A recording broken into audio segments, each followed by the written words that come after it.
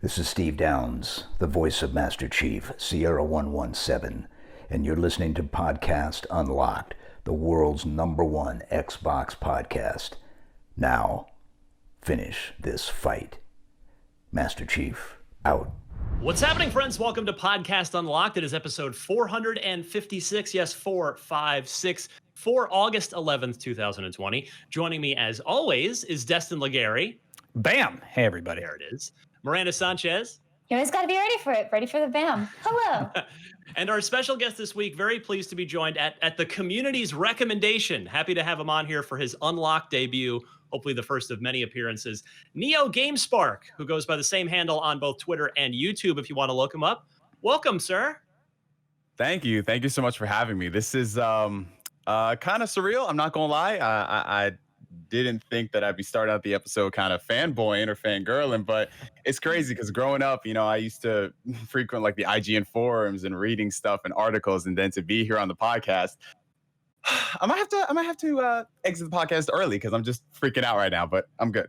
Hang with us. No, you're in good company. We are thrilled to have you. And you picked a heck of an episode to jump in with us because as people are watching this, they probably already have an idea of what we're going to be talking about. But we're recording. It is 11:53 a.m. We've kind of had a late start. We're supposed to start like 20 minutes ago, but we've just had a few little fires burning. So as we record, I'm going to get the natural reactions to the three of you about the big Xbox news today, which I'd just been told what it was before this recording. So this is going to be like sort of like a live show in the sense that we'll get your actual in the moment reactions. But before we get to that, real quick, so Neo, tell us kind of a little bit about yourself, because some people may go, if they look at your channel, they might go, wait a second, why are you having this guy on? He's a PlayStation gamer. But no, I think it's great to have you on because you, to me, represent a lot of the gaming community, a lot of similar experience in that you were a 360 guy.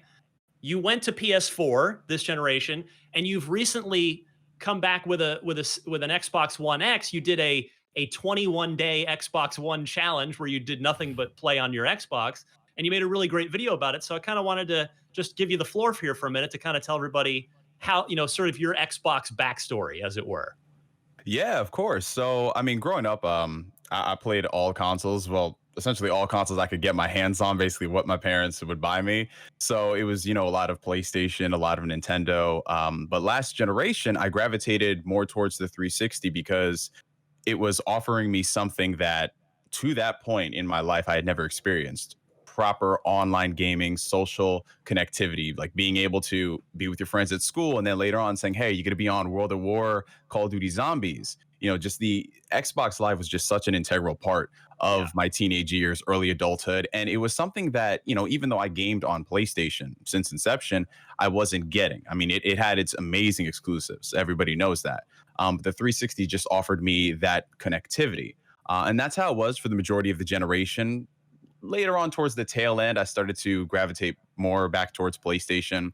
And then this generation, I wasn't really digging what Microsoft was doing with the Xbox One. I think that's just a sentiment that everybody shared in the first half of its life cycle. But I kept tabs on it because you know how like when you have a product and you see what the competition is putting out, you try to give credit where credit is due. And I liked a lot of the moves that Microsoft was making, just from an ecosystem standpoint, putting their games on PC, and just Game Pass being introduced. It was something that I liked, but I never thought that they would follow through with it because it sounded too good to be true. So, during this quarantine, during this lockdown, I was playing games, and I remember going on Twitter, and I followed this gaming deal page, and they were just like, "Oh, get the Xbox One X for $299, but pay $0 down." And I was like, "Yeah, okay, sure, totally." And it was the Xbox All Access program. Yes. And I was like, "Wow, this is actually interesting." But I was looking for the catch. Like, where is the catch? This is just too good to be true. Like, no interest, none of this stuff.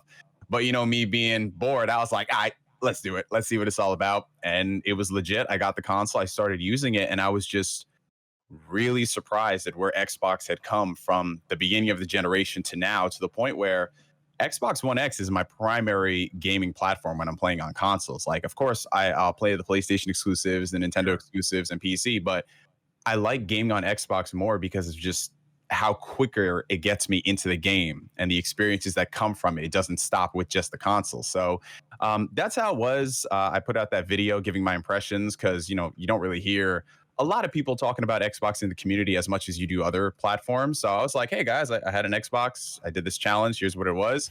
And I thought nothing of it until like the next day. My brother actually texted me and he's like, yo, that video you made, like one of my boys at college saw it. He's like, yo, is this your brother?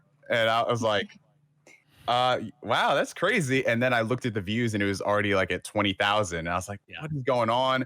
And it just kept growing. And then I think where it really started to settle in was when Major Nelson retweeted it. And I was like, okay, what is going on here? This is, I don't know. But a lot of people just appreciated the honesty and viewing like these gaming consoles as just consoles, no type of fanboy flag agenda. You know, I've got this little shrine to Persona, but you know, I've got Xbox controllers, Nintendo stuff. So I guess what people really gravitated towards was just the honesty in gaming. Like we all make fun memes and we have a laugh, but people just want that authenticity, knowing that, hey, this is this guy's impressions. He's not just doing this to rile up a base. He's just looking at this objectively, and that's what I aim to bring into gaming. You know, because life is too short to be worrying about all this fanboy nonsense. If a good game is a good game, it doesn't matter what console it's on, and that's how it should be. You know what I'm saying? Like we're all adults. Absolutely. We all, you know, we got our disposable income, so we shouldn't worry just because like we're playing on a platform that, you know, it's going to affect people's perception of me. But that's basically my whole story as far as it pertains to Xbox. Well, good stuff. We're happy to have you. We can follow you on Twitter at NeoGameSpark and YouTube.com/NeoGameSpark, where people can watch that whole video that you're talking about. That's I watched it. It's about 20 minutes, and yeah, it's over. You're being humble. It's over 600,000 views now. So yeah, you really definitely struck a chord in a good way with people. All right, I had a bunch of other programming housekeeping notes, but the clock's about to strike 12. And before you guys accidentally see this in like the corner of your eye when it goes up. So here we go. This is the big news for the week. Major Xbox news. Halo Infinite has been delayed into 2021. Microsoft and 343 choosing That's to the make right decision. move. Thank you. Yeah, let's talk about this. So here's the update from 343. We have made the difficult decision to shift our release to 2021 to ensure the team has adequate time to deliver a Halo game experience that meets our vision. The decision to shift our release is the result of multiple factors that have contributed to development challenges, including the ongoing COVID-related impact affecting us all this year. I want to acknowledge the hard work from our team at 343 who have remained committed to making a great game and finding solutions to development challenges. However, it is not sustainable for the well-being of our team or the overall success of the game to ship it this holiday. We know this will be disappointing to many of you, and we share in that sentiment. The passion and support the community has shown over the years has been incredible and inspiring. We wanted nothing more than to play our game with the community this holiday. The extra time will let us finish the critical work necessary to deliver the most ambitious Halo game ever at the quality we know our fans expect. Thank you for your support and understanding. Now, there is Yay. I'm very happy they made that decision. There is a part two. This is not so much of a surprise. They did also confirm not a day, but Xbox Series X launches this November with thousands of games spanning multiple generations. So we do have a window now. It is November, which I think we kind of all assumed anyway. But Destin, you kind of reacted very quickly first there before we go to our guest, Neo. I will go to you first here, Destin. You are applauding this move by 343. Yep, it was absolutely the right move. That's what they needed to do.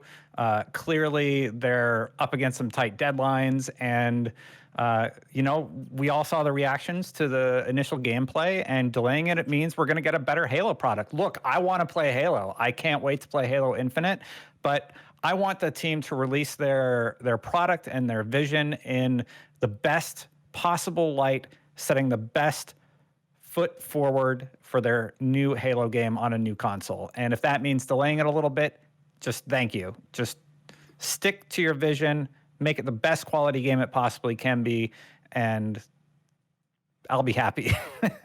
Neo, your thoughts here as a more newish Xbox gamer. I don't know kind of I hadn't had a chance to ask you what your plans are for next gen, but how do you feel about this, and does this impact your decision for what you may or may not purchase this fall?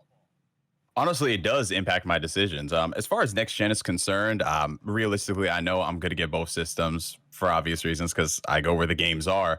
But I was kind of leaning off the Series X immediately at launch because, I just bought the One X and Microsoft's plan, for the first 2 years, but eventually I will upgrade that in my entertainment setup. But this move right here, I think, is a sign of confidence because I just remember my initial reactions to seeing Halo Infinite in the showcase.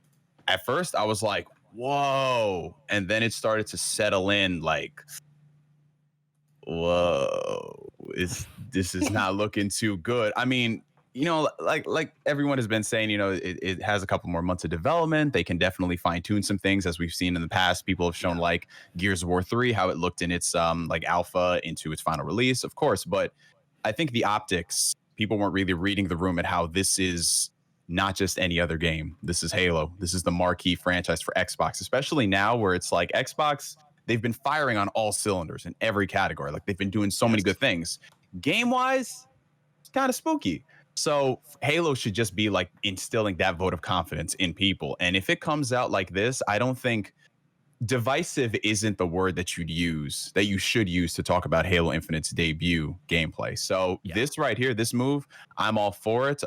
Like just listening to the rumors and rumblings, we don't want to give too much credit to that. It does seem like maybe there is something going on, but whatever it is, them delaying it, this is a bold move of confidence because any other studio, if it was launching a new platform with their marquee title, they just would have been like, yeah, we'll release it and then worry about it later. But for them to delay Halo, has a Halo game ever been delayed before in the past? Yes, it did happen. Halo 2 was originally, it hadn't been given a date, to be fair, although actually, to be fair, neither had Halo Infinite.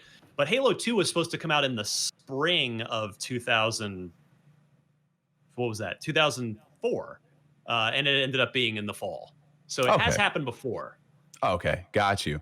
So for them to do that, like they're committed to like, yeah, we're going to release it this fall. It's going to be a power showcase for the Series X. And then to them to get all that constructive feedback, that's what needs to happen. They need to take some extra time. And, let's just be real about that for a second. Launching a game is hard. When you strip away all the stuff happening in the world right now with the pandemic, like give them the time. And that's what they're doing. So if this game ends up being better for the delay, then I'm all for it.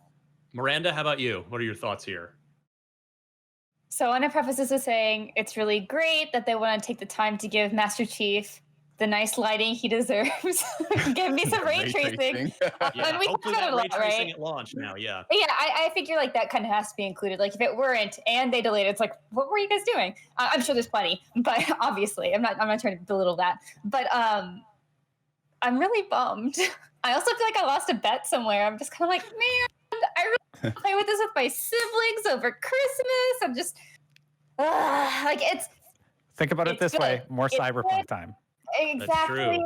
But like this was the shooter I really wanted for this fall. So like, even though yes, I know it's a good thing. I acknowledge that. I appreciate that, especially that they mentioned crunch. That was like a huge thing. It's like they didn't want to like push their team to work absurd hours to get this done by the deadline. Like that would just be out of the question. And I'm really glad they acknowledged that. But I am still choosing to be a little bummed.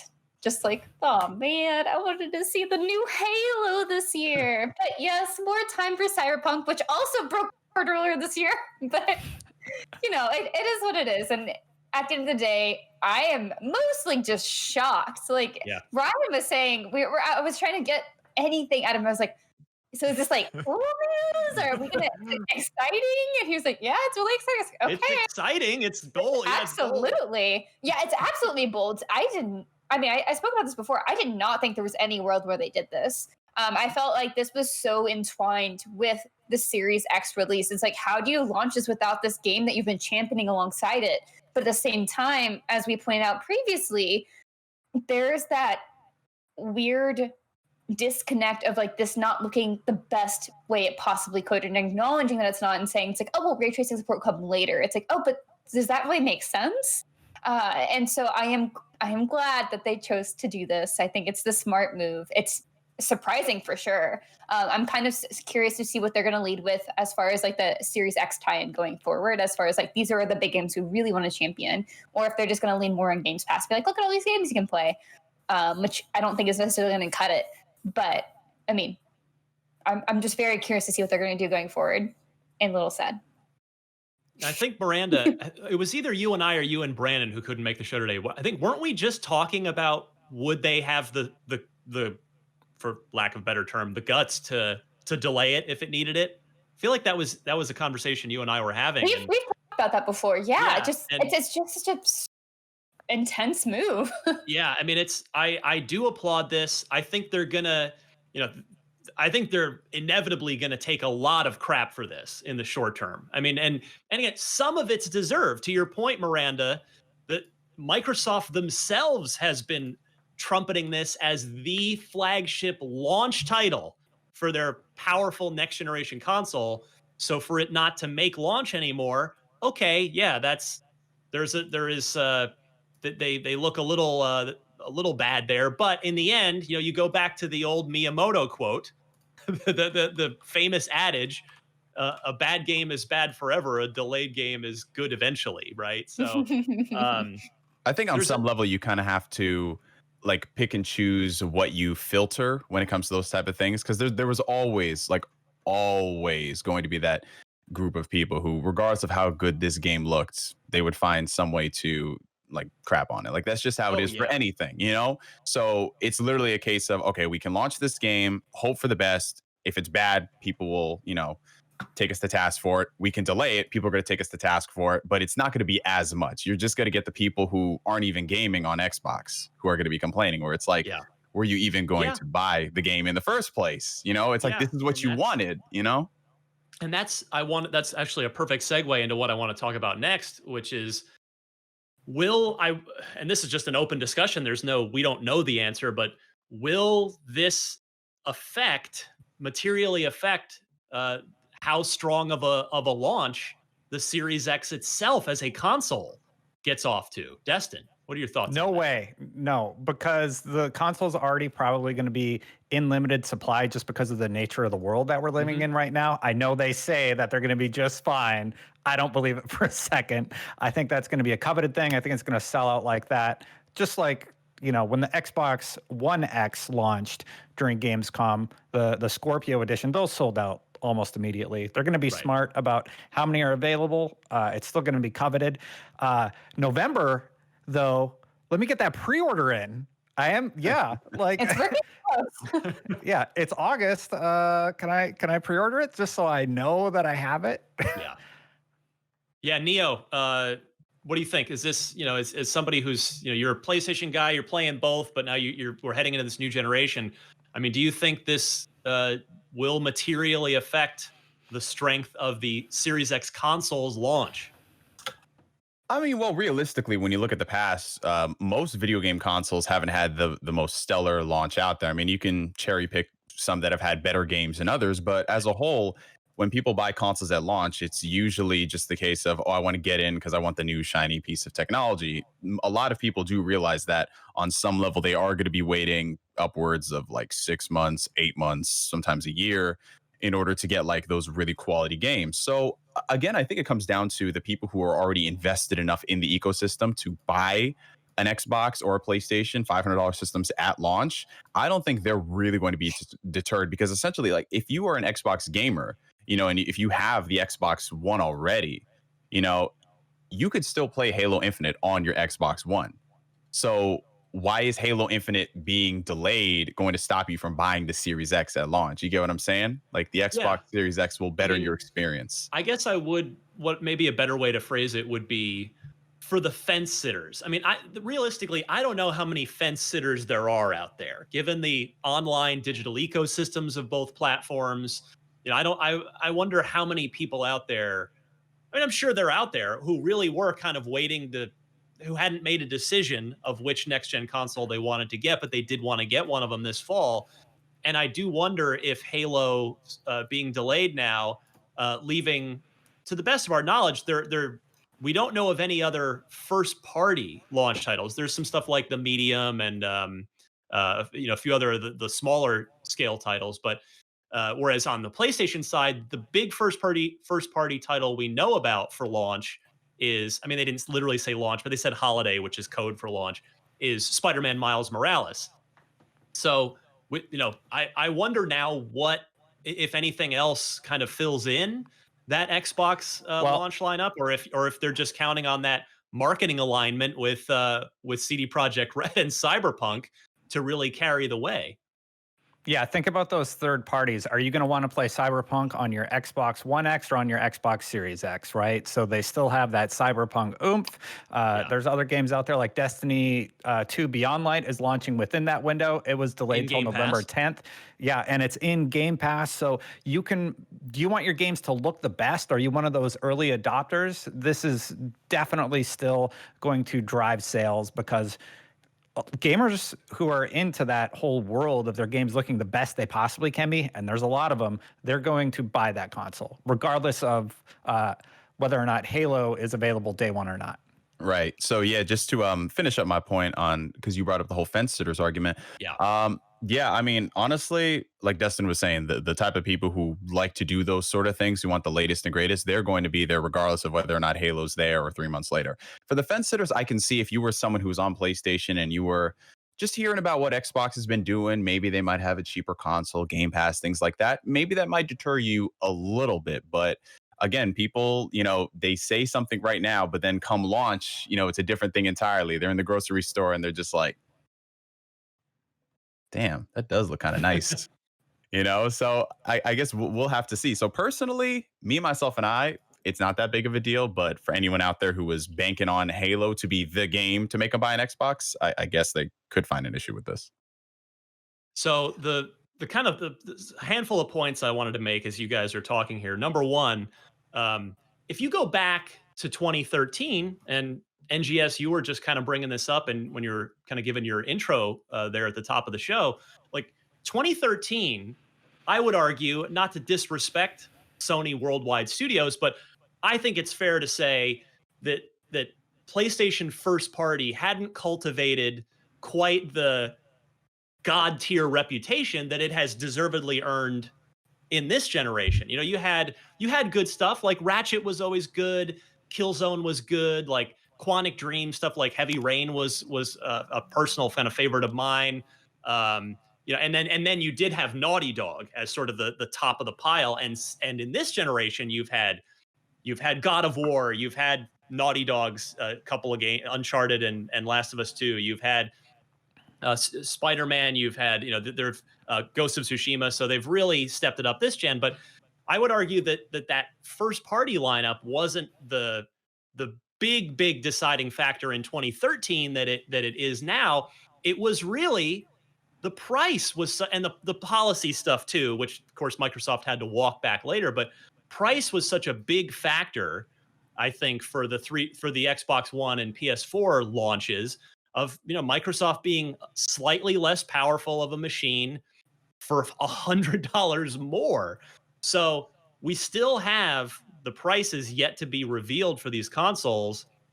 And if Microsoft ends up pricing the Series X lower, we've talked about it over and over again when Phil Spencer was on here back in late March, I think it was, and he said they're going to remain agile on price, and he had the backing of Microsoft's CFO and CEO. That said to me, I think they are ready and willing to take a hit on the hardware in order to undercut Sony on price, so that they at least can have a more powerful console for less money, and that will help them a lot. But it's going to be interesting to see. I guess we'll never quite know if whether or not Halo really will affect the delay here will affect the launch of the console itself. But a few quick points. Halo 1 now will remain to this day and the foreseeable future, the only Halo game to launch with an Xbox console. Infinite was going to be the second one. That will no longer be the case. But when you look at this fall, Halo Infinite no longer, as a competitive first-person shooter, no longer will be going head-to-head with Call of Duty. So that's, I mean, just when you look at the competitive shooter marketplace, that's a factor. They also, I mean, they can't have another Halo 5, right? As far as, we know the multiplayer on 5 is great, but the campaign regarded very poorly. Very much, I'm one of those people that regards the campaign in a not good way for Halo 5.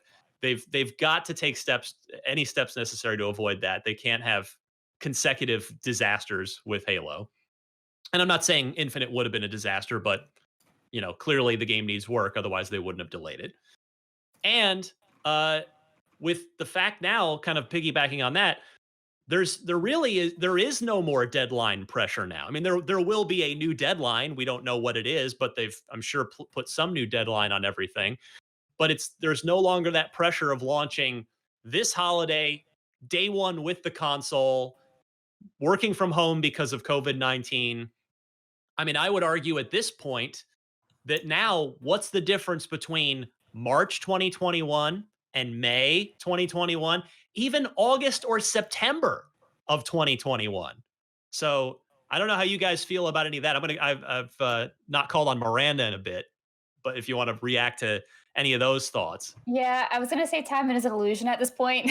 Somehow we're already in August 11th. I was like, excuse me. You mean March? How long have You I mean been March 144th? That's what it is today. Pretty much. I was gonna make a joke about, I guess I'll just buy my Xbox Series X for Scorn. Excited for those spookies. The creepy ghosts. Yeah. No.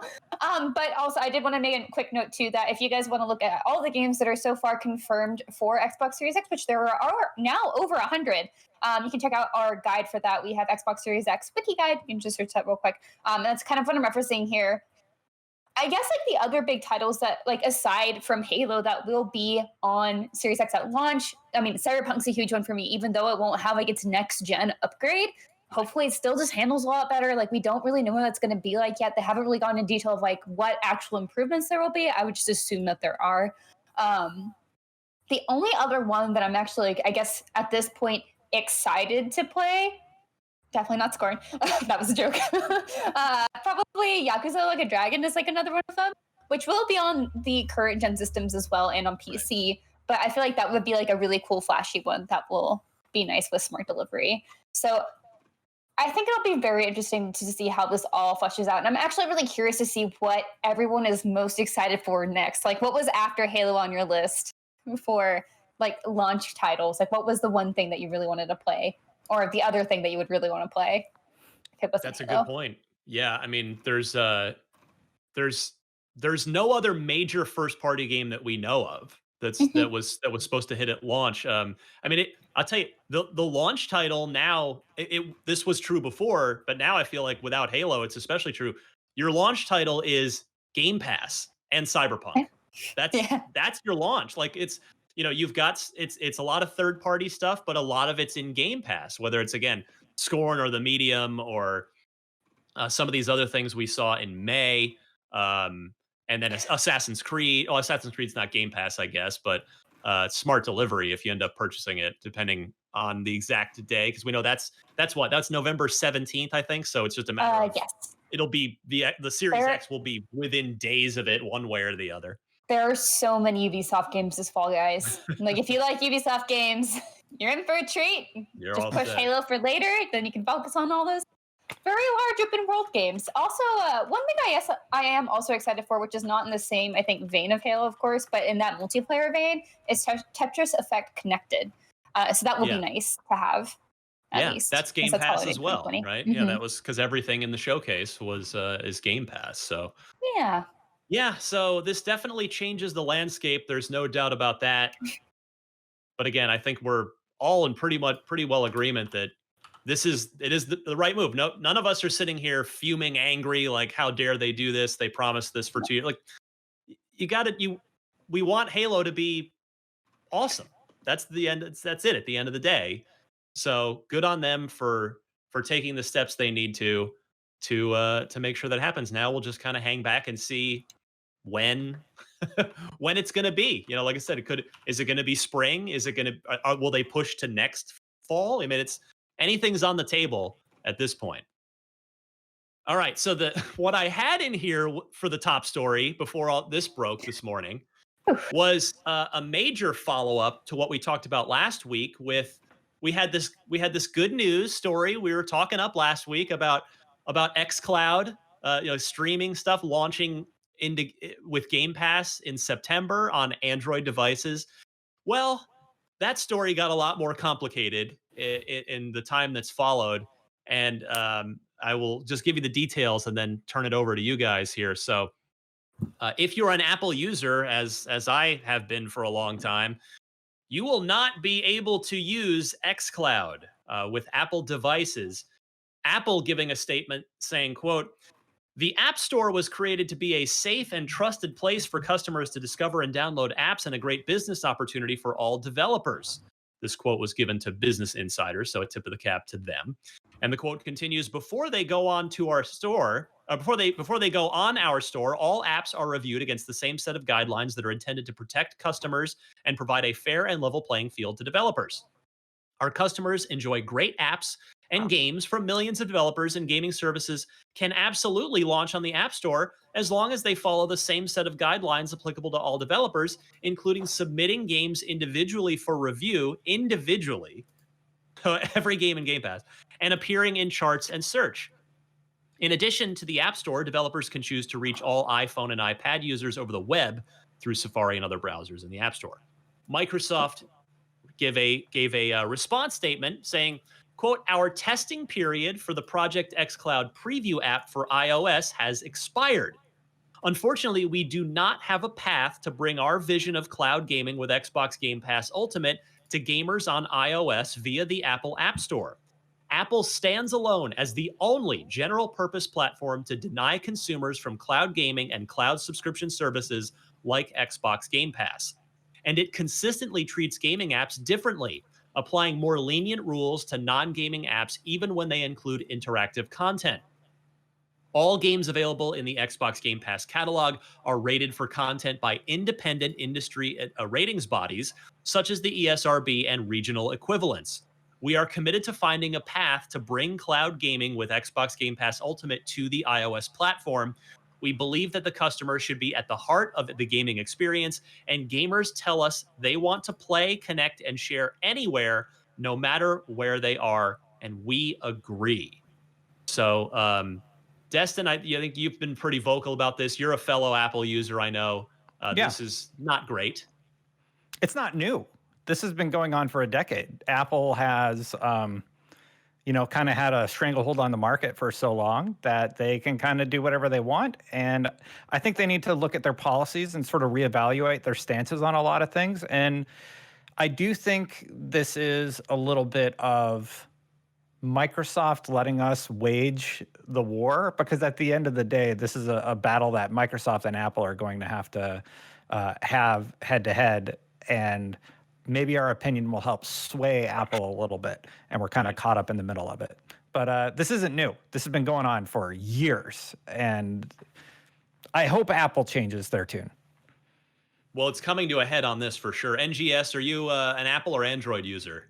I am primarily an Android user. That's where I've been gravitating, but I've used both. I've had an iPhone for a few years, switched back to Android because I like the features of Android more. This, like Dustin said, it's Apple being Apple. And I think what was really evident was yesterday, I was actually out with my family. We were just going around the mall, being socially distant. And you know how there's the contingency of people who they don't like wearing masks when they go into places and things like that. The Apple Store, like, they enforce masks, and they also have the temperature checks just to get in there. Whereas if anybody else did that, it'd be like, oh my God, but it's because it's Apple. People let it slide. And I've noticed that a lot. When I was an iPhone user, I've noticed there would be certain apps that they weren't as feature equipped by comparison to their Android counterparts. And that's part of the reason why I swayed back over to Android. But I mean, what did they say exactly? I know they're not going to give the exact reason, but I assume it has to do with a revenue cut. I assume that's why Apple. Yeah, no doubt. 10 years ago, it was 60-40. It's bad. It's 70-30, I believe, on Apple, on App Store. I think so. That has improved then in the last decade. So see, they can change. Yeah. So I mean, I'm just reminded of that one image of where it was just like you do anything and it's then the government putting its hand out there saying I need my cut. So for Apple to go in and act like this, I mean, it's their ecosystem, they can do what they want. I just don't see it as like that big of a deal, you know what I'm saying? But again, money to these companies, they're what, like Apple, Google, because there were a couple companies who also reported issues. I think Stadia, their app isn't going to be on iOS. Correct me if I'm wrong. In addition to, I know Valve was talking about they had some like bad dealings with Apple when it comes to their Steam Link app. So it just seems to be like this is just the status quo with Apple as far as it's concerning now. But again, these are all trillion-dollar companies. They make deals all the time. Nothing is ever set in stone. It's like last generation. Gabe Newell was like, "We'll never release a game on the PS3," and then a few years later, he's on the E3 stage saying, "We love PlayStation." So these companies, they're just going to do what they do. It's interesting you mentioned you want like they're going to do their dealings and they want the consumers to fight the war. I'm going to be interested to see if there is actually an impact of people who switch over from Apple to do game streaming. I don't know necessarily if that's going to be a big deal breaker, but you never know. That's not quite what I said. I definitely think that what we will say will influence their decision making, but they're definitely having conversations behind the scenes. This just helps give them leverage. I hope so. And I mean, look what happened with Halo Infinite. Clearly, companies do listen. At least Microsoft listens when people say, "Hey, you should probably delay this." And they take that into consideration as part of a larger conversation. So did we make that happen? No, but we definitely influenced the internal conversations that were already happening and allowed them to make this decision for their employees and for the best thing for the game. So we've got a split panel here. Miranda, you are the other Android user on the panel. Are you? And you're obviously you're not on the wrong side of this one. What are your thoughts on this? So I'm one of those people who was with Apple for a very long time. And then it just worked out that Android just worked better for me financially and just for some other reasons. So I was like, I'll just switch over. Like I'm not super ingrained in the ecosystem, but I do also have an iPad. This is my iPad. I love it. But I try to, that's kind of like my stance with gaming too. It's like I try to have a little bit of everything. So I don't get, I guess, screwed over by these sorts of situations. Like I don't fall out because I kind of future-proof myself, which is also a very expensive thing to do, but is a thing I chose to do in light of seeing some differences between iOS and Apple. But for instance, like I have my iPad because like, oh, I want to play Apple Arcade stuff. So I think it's interesting to be able to have both, but I think it's also very interesting that Apple is just choosing to kind of stronghold this so hard. I think all of you have given really great points on how the digital distribution landscape has changed so much over the years, and especially with what kind of content is put on that. And I think Microsoft also made a really great point about like how games are treated differently. It's like, what's the difference between like why are games versus movie streaming apps? Like there's a bunch on there that may not necessarily be up to code that still somehow make it through. Those aren't all individually checked. Like, what are you guys doing? So I think there's a lot of stuff that gets a pass somehow, but games are put under larger scrutiny. And I think your guys' point definitely about the money aspect is probably a big part of it. Destin, I don't know how many instances where people's voices about like airing grievances for Apple products really changed much. I feel like we obviously have direct examples for things like Microsoft, like today's main topic being the big case in point. But I don't really know how much Apple chooses to listen versus because they are Apple, just do their own thing because they know they're going to sell anyway. I could think of a couple instances as a longtime iPhone user myself. Going in the very beginning, the iPhone 1, they cut the price by like $200 after 3 or 4 months. Like it was a very quick, drastic price reduction, and they ended up having to, as I remember it, I hope I'm not wrong on this, but as I remember it, they did end up having to credit back all of the early adopters who paid the higher price. Oh, wow. And then later on, there was, I believe it was the iPhone 4 was the one with the antenna gate thing, where if you like held your finger over the certain part of the outer edge of the case, it would drop the antenna signal down and could drop calls. And they ended up having to like send out free bumper cases to everybody. So it's like they have been pressured before. It's not out of the realm of possibility, at the very least. Okay. Yeah, I would say I would like to see what sort of changes they have made based on feedback from their consumers, just because I think that's always an interesting point to look at as far as the history of how do they listen, what kind of things do they listen to. So the antenna thing, that's a flaw with your product. So that's really good that they addressed it. Yeah. The price thing, I'm surprised by, but that was also their first iPhone. So it's curious to see how much they've done listening for other products over time. But those are great examples. So thank you. Yeah, I mean, ultimately, you guys kind of said it, but my thing on this is, these are, I think it was NGS was saying these are $2 trillion companies that just to think about. Yeah, I don't know if we've seen two heavyweights like this have a policy battle over something that affects so many consumers. So yeah, I am very eager to see how this plays out. Obviously, I mean, for me, I do, hey, I don't want to get into the whole what I call phone boy wars. You got fanboys and phone boys, which are just as bad. I think they're. I don't get it. Anytime I make a post about the most innocent tweet or something about Apple or iPhone, you inevitably get people who are like, iPhone sucks, you should get this one or that one. It's okay, it's fine. I'm not disparaging your thing. I'm just. But what I was going to say was, I do enjoy Apple's ecosystem. I like the devices. I've had this one this is a 10. I've had it almost 3 years and it's been awesome. Still works great. Battery life's still good. This is not, if Apple doesn't budge here, it's not enough. I don't care enough to completely change my phone ecosystem for xCloud. Now, maybe I'll feel differently about that after xCloud launches and it's this normal ubiquitous thing that's part of the Xbox ecosystem. But yeah, it's this will be an interesting one to track. Now it's so busy this week. This would have normally been the #1 story in any week. Instead, it's the #3 story this week. Project Lockhart.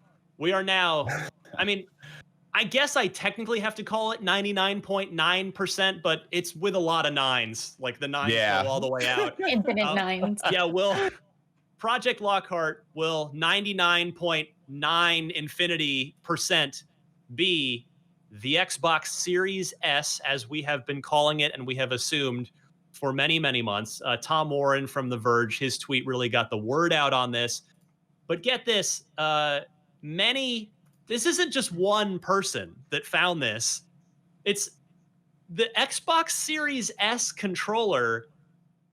A white controller it's just available at a ton of retailers, and people have been buying them. Somehow they've gone on sale, where it's just out there. And on the side of the package, I mean, it says it's controller, but then on the package, the side of it, it says compatible with Xbox Series X and S, and then Xbox One, Windows 10 PC. So there you have it.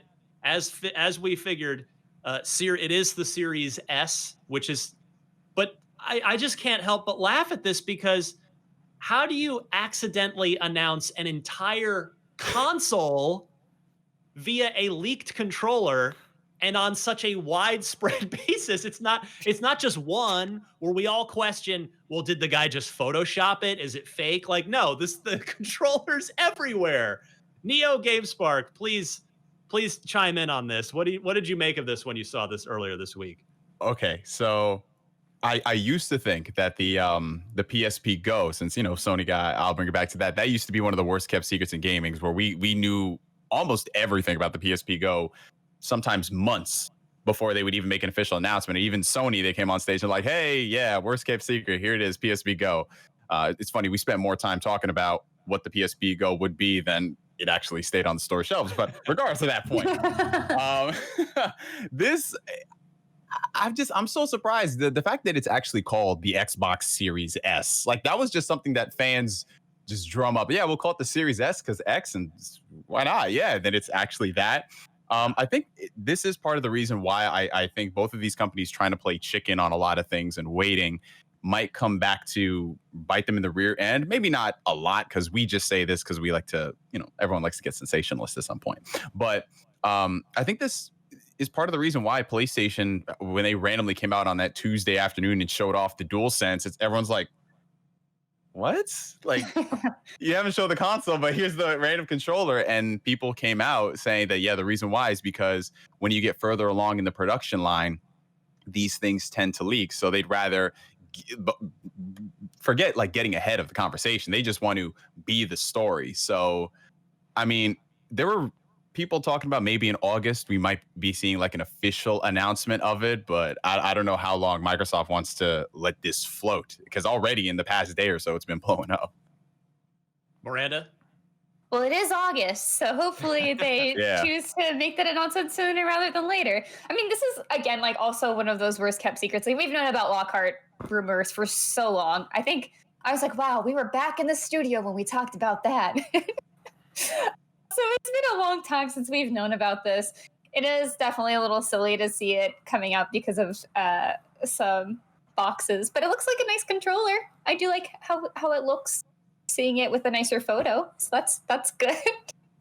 I think if anything, now we're just like kind of waiting for the Series S actual information. It's like what differences does it go for beyond just being a potentially just digital only system? Like, how much cheaper is it going to be? Like, what are the specs actually different? That was a lot of rumors that we've heard as well. And there's also a good point too, that just because this is a white controller doesn't necessarily mean that the Series S will be a white system, but there's a good chance. That'd be cool. I mean, I don't know. Maybe you guys disagree. I think it probably will be a different color than the Series X. I think that'd be cool. Just as a easy visual differentiator. Now, we don't know if it'll be the same form factor, like the same Tower of Power, except without a disk drive. I mean, that's what Sony. Sony's doing. Although Sony, it's the same console. It's not a lower powered console for less money, for significantly less money, the way that the Series S is going to be. I did like that GameCube mock-up. I'm not gonna lie. Me too. Yeah, Me I think too. everybody liked that. Yeah, a little. Yeah, that's just look cool. But yeah, Destin, do you kind of feel like Microsoft almost in a sense had this coming because to Neo's point, they've just waited so long? Yeah, everybody's cutting it so close. So you got stuff like the little pieces of paper that come with your controllers. All those need to be updated for compatibility reasons for the whole Xbox line of controllers. The packaging on the box, all that needs to be updated. And it just got out a little sooner than they probably anticipated. So we know the name, but to Miranda's point, we still don't know anything about it. We don't know how powerful it's going to be, what size it's going to be. I also like the GameCube mock-up that we've seen a lot of people photoshopping sort of together where it's smaller. I want to know what it's going to look like, because it could just look like the Xbox One X, and they could go for like the flatter, more compact version. The way that the Xbox Series X is constructed, I don't know how they could make it less square, because they cram the components in there sideways in a cube, and then the fans live on top. If you watch the actual breakdown B-roll that we've probably seen a billion times at this point. Yeah, and they actually allowed I can't remember his name, one of the YouTuber guys, to go in and his last name. He went in there and they actually let him put it together and put it all in there. So I think I don't know that they can make it smaller. That's something their engineers would have to figure out. We'll see. Well, eliminating the optical drive for sure saves a ton of space. Yeah, but the optical drive is placed on the side, remember? So they would only be able to make it more rectangular as opposed to less, because they still have all the other components in there, unless they're doing a much less powerful console and they're able to reduce the size of the components. Yeah, I mean, I think you raised a really good point, Destin, about it, them possibly, maybe not exactly, but more or less reusing the X form factor, because we know the X is discontinued. The One X is discontinued.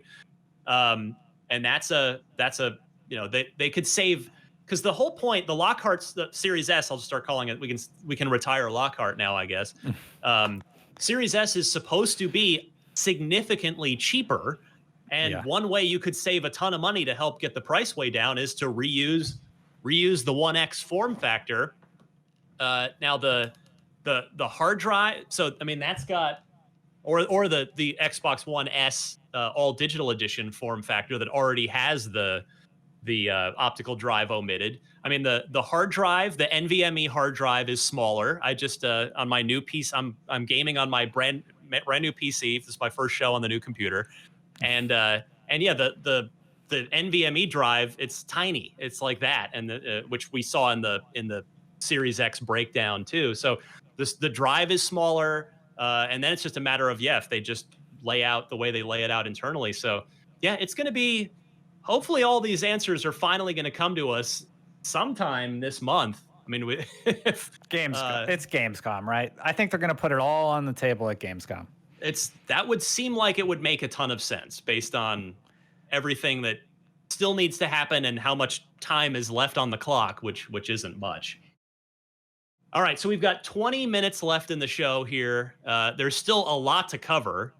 I want to go actually back to Destin here because I know you're a big fan of this studio and what they're up to. So Destin, Rocksteady finally confirming their new game after 5 years of silence since Arkham Knight shipped. Okay, they did Arkham VR for PSVR, but that was clearly like a little side project, although I really liked it.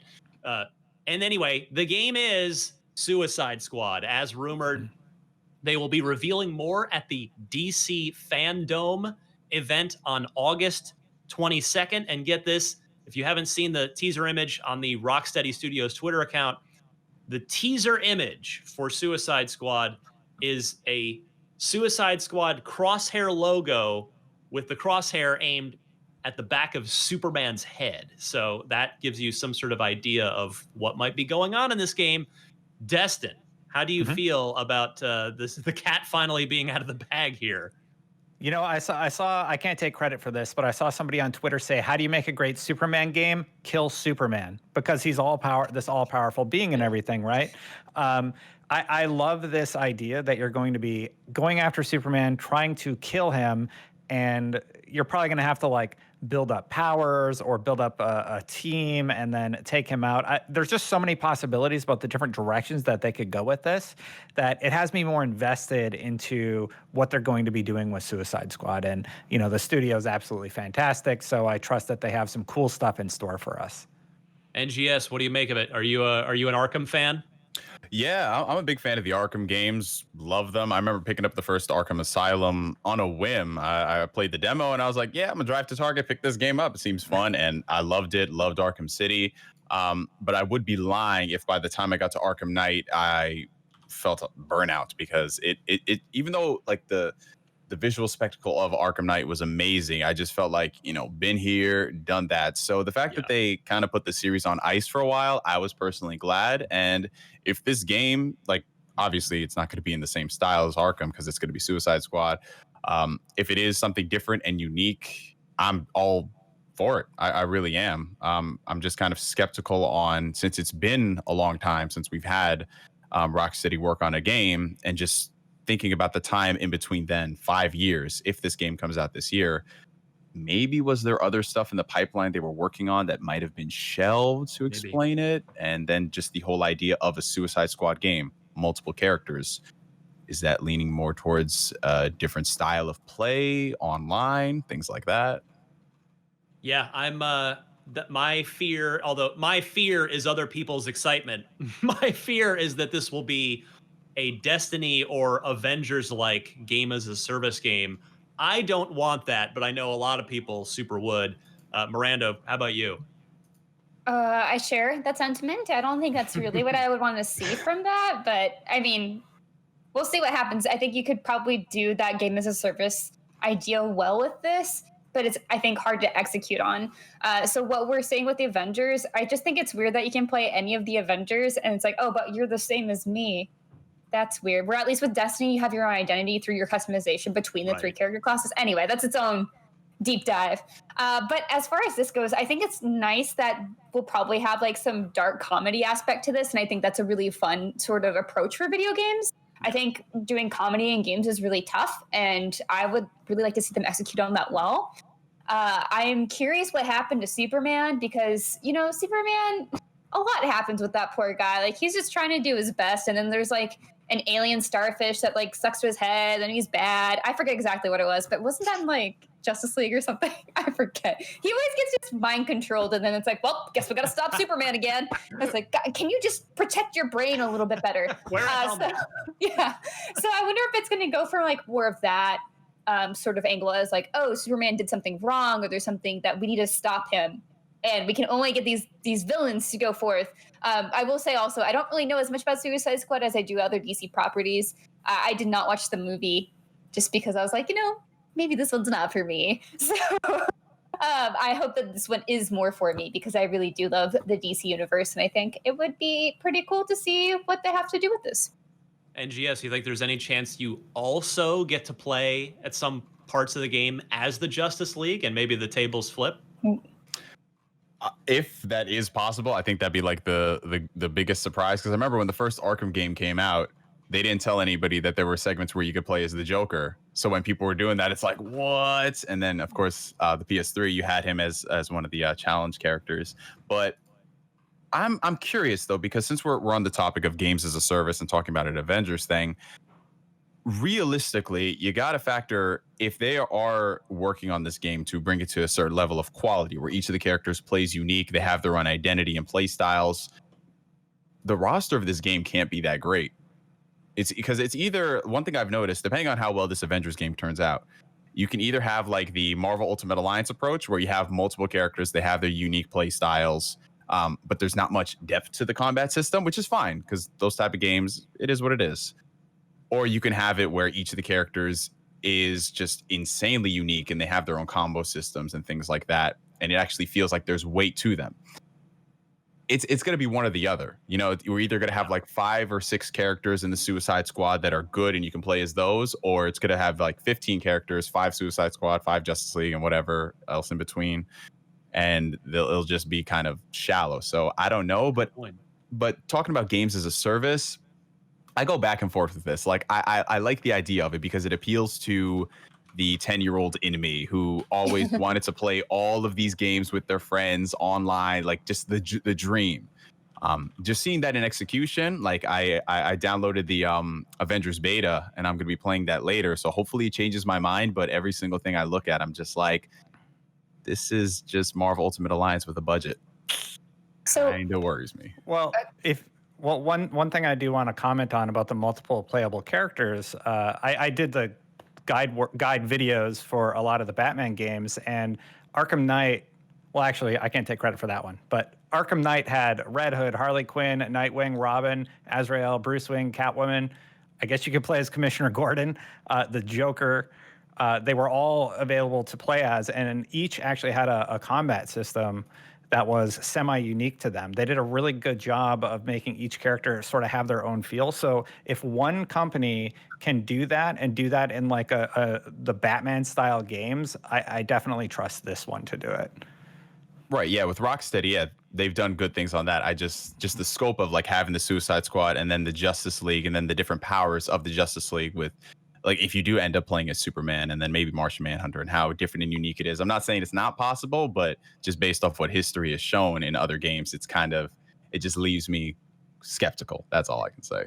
I would also say that there's a kind of a campaign problem with games as a service. I think Destiny does kind of a good job of like, all right, just go play the campaign by yourself, maybe have some co-op in there, and then we'll let you get the rest of the game, which is just kind of grinding for those dailies and then doing certain like raids or like just different events. And I think that works really well. But then you look at a game like, oh my God, how did I just forget its name? Anthem. So then you look at a game like Anthem that wanted to have a really impactful story, but also wanted you to play with your friends and could not find a way to mesh the two. Like, it just did not go together well. And that left the world kind of feeling a little empty. And now we know what that is. It's on a big hiatus. And so I think finding that balance is going to be really tough. And I think if you're taking on a story, it's like, okay, go kill Superman. Like, that's a story I want to explore and like really experience and not have to be torn between, all right, well, I got to go do these fetch quests with all my friends for 20 hours. And then I guess we'll see what happens to Superman later. I don't know. Like, that's not really what I'd love to see. I think there are ways to continue your story without having them be a direct games as a service and still making it an exciting way to play with your friends. I would like to say, let's not forget about co-op stories. I think there are some games that are made excellently for co-op. And I think you could maybe look at how you expand your co-op offerings beyond just like 2 or 3 players or 4 players. Like what could you do with that? And I think that would be a really fun way to engage new ways with really interesting campaigns. I was just about to mention the co-op part because it's like we're seeing that kind of disappear where they're kind of blending the co-op into the campaign as the service, as opposed to co-op having its own like format and mission structure and things like that. That's a good thing. Yeah, seriously, why don't they do that? I definitely hear both of your concerns, but all the concerns are originating from concerns about games as a service, and I don't think that's happening for this game at all. I don't think they're going to go down that route. They haven't done that in the past, and like why would they do that besides money? You just answered your own. Well, There it is, right there. yeah, but like they're not just like, oh, we're gonna make a game as a service game. They know what they do. They know what they do well. The Arkham series sold like gangbusters numbers that did tremendous for them. The Injustice series, not a game as a service, tremendous numbers for I mean, I would say their friends at NetherRealm. I don't think this is going to happen. So these but like concerns. with Dynamics, I would not expect them to do that either. Like I wouldn't expect BioWare to do that either. So like it's not out of the realm of possibilities for that to happen, given how popular Suicide Squad is as like a brand as well. Yeah. Is it possible? Absolutely, it's possible. Of course, any game could do a game of service. Is it going to happen? I strongly think no chance. There's no chance this is a game as a service. That is true, but I guess it's more of like for the sake of exploring the possibilities for it was more of a discussion on that point. We'll bookmark that time code and we'll come back and check on Destin. I hope you're right, Destin. Again, it's funny that we seem to all pretty much be in agreement on that, even though like Destin for sure is a big time game as a service player. None of us want that for this, so we'll see what happens. Meanwhile, just as a final point here before we move on to the loot box and then the trivia quickly, is if I'm just going to mention this for the sake of mentioning it, I think this is pretty much a non-story, but if you're looking for a total nothing burger of a statement about the rumored sale of Rocksteady and the Warner Brothers Interactive Entertainment Group, the collection of studios, well, Warner Media CEO Jason Kyler has got you covered if you're hungry for a nothing burger statement. He said, quote, Warner Brothers Interactive remains part of the studios and networks group, meaning within Warner Brothers. And then speaking to Deadline.com, Kyler also stated that, quote, we have a very strong interactive team of about 2,000 software developers that tell interactive stories. The opportunity to go global with that is very, very big as well. So this was in a communication in response to the rumored sale. He just said, I don't know how many words that was, 50 words. He said nothing. That did nothing to address or even downplay the idea that those studios are on the block. So we'll see. I mean, again, we know Microsoft is rumored to have sniffed around along with some other third-party publishers, and we'll see how that shakes out. But yeah, not a particularly strong denial on Warner Media CEO Jason Kyler's part, if you ask me. It's like that classic PR. Yeah. When you do this long enough, as I have, you really start to decode what all that stuff means, and that meant nothing. Loot box time, and the questions coming via Yappa now. I will try to tweet out the link and bubble it back up on IGN, but we would love your comments via Yappa. There's a post for this, or maybe the easier thing is to just go find the unlocked episode post on IGN.com, and you can leave us a Yappa comment. It is where we're going to see and hear from you. Trey Dukes has our question for this week. Trey. Hey, so what's going on, IGN? I just had a question about one of the features on the new Series X.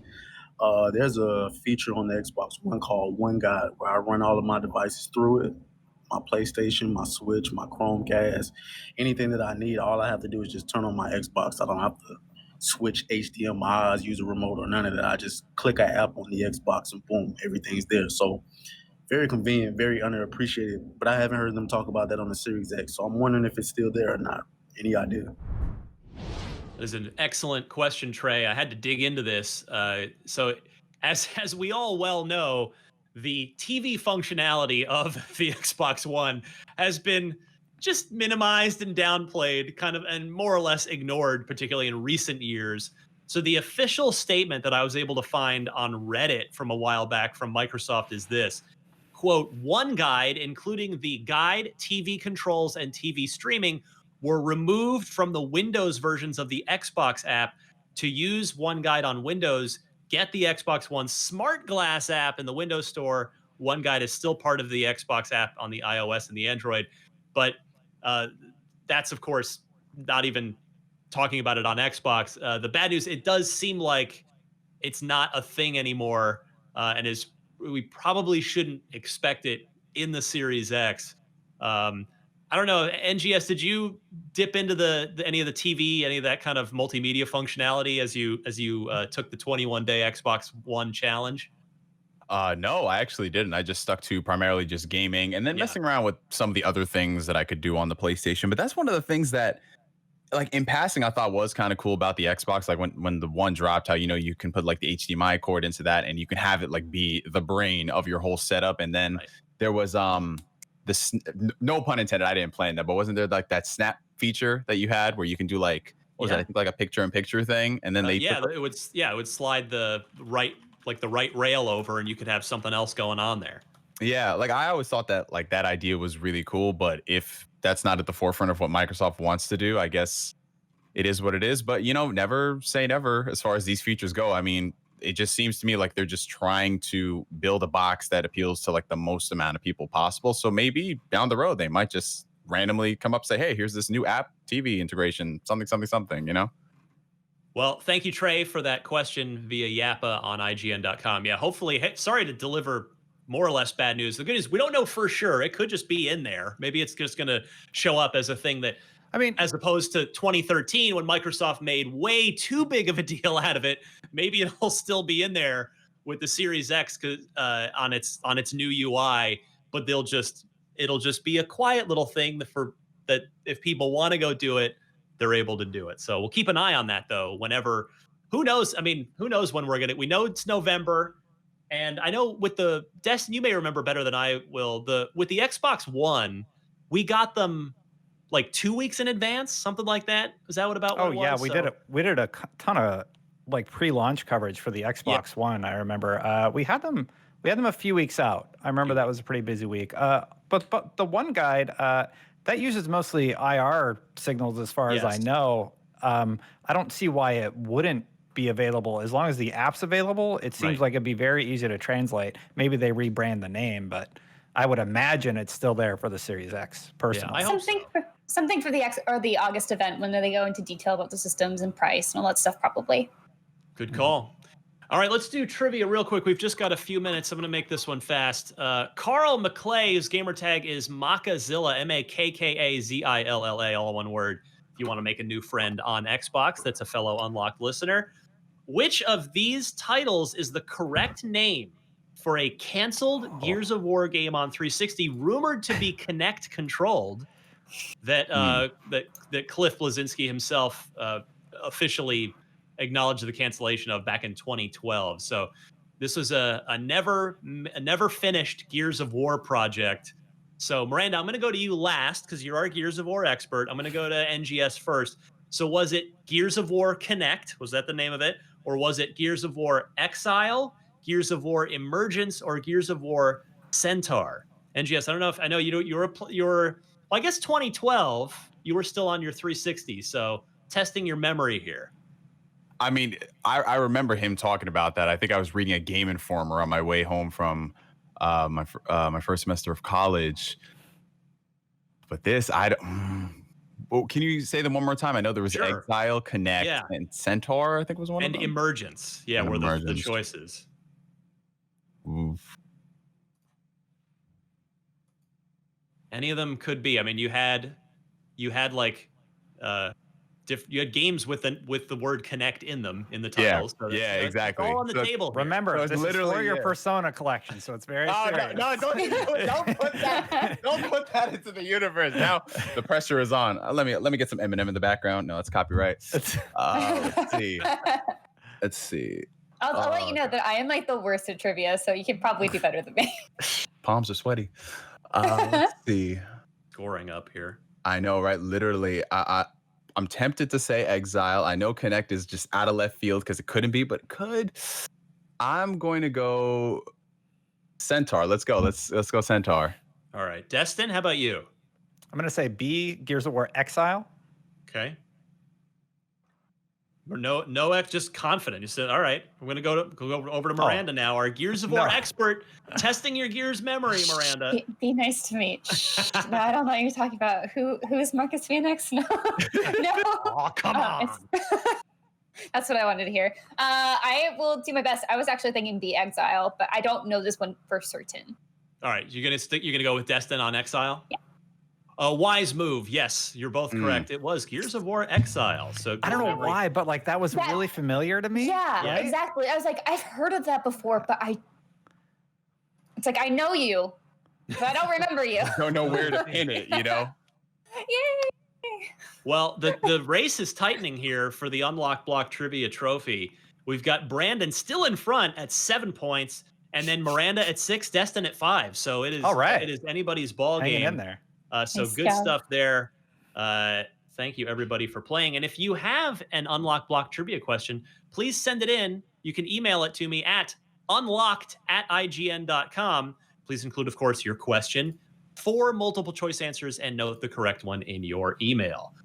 All right, we've got to get out of here. You can find me on Twitter if you're interested at DMC_Ryan. Destin, quickly, where can we find you, my friend? At Destin Legary on Twitter, twitch.tv/Destin for my live streams, and youtube.com/the Destin channel for my YouTube stuff. Miranda. And of course, IGN.com. Oh, look at you. Sneaking another one in. There you go. General plug. You I accept that. keeping it easy here. Havoc Gross, and that's Havoc with the K. Literally everywhere. Just if it's not there, then it's probably not me. I'm not there. Give me youtube.com/Destin. Dang it. Well, you can go to youtube.com/NeoGamespark to see to subscribe to the channel of our guest. Neo, you want to take it away? Where can we find you, my friend? Yeah, so all of my handles are just going to be Neo GameSpark. I primarily frequent Twitter. That's like my little hive where I just tweet good mornings and good nights and random things like that. Nice. That's basically where I congregate, have fun. You know, on here I just try to be me. That's the best thing that I feel like everyone should do. You know, and I just want to thank you guys so much for the opportunity to be here. As someone who's grown up watching and reading and listening to IGN, this is still crazy to think about a whole hour later, and you guys have got a fantastic show. Like everything about it is phenomenal, and just keep doing what you're doing. Like we need more of this stuff in the world. That's what it's all about. Well, we loved having you. Please come back again. We'll get you back on. You see, you might be the good luck charm for bringing all kinds of huge Xbox stories with you. So You never know. Next time, yeah, next time you come on, if there are this many megatons to talk about, you're going to have to just come back all the time. But thank you so much for being here. And real quick, this was something I wanted to mention at the top when I know everybody would have been listening. I know some of you have probably pressed stop on your player by now, but I'll mention this again next week. Ign Prime is back. That is our sort of premium service, IGN, where you can browse. It'll turn off all the ads on mobile and desktop. You'll get an IGN store discount because we have all kinds of awesome t-shirts in there, gaming shirts, pop culture shirts. Like I know we have cool Castlevania ones. I really love Netflix Castlevania. You can download videos in there and download game guides, Miranda, for offline access. Yes. There's free indie games as part of IGN Prime and more to come. And right now, you can get a free month of IGN Prime using the code UNLOCKED. So it's that simple. So head on to IGN, look for IGN Prime. You can sign up and use that promo code UNLOCKED to get a free month. So for our friend Neo GameSpark, as well as Miranda and Destin, I'm Ryan. This was Unlocked number 456, and we'll see you all again next week.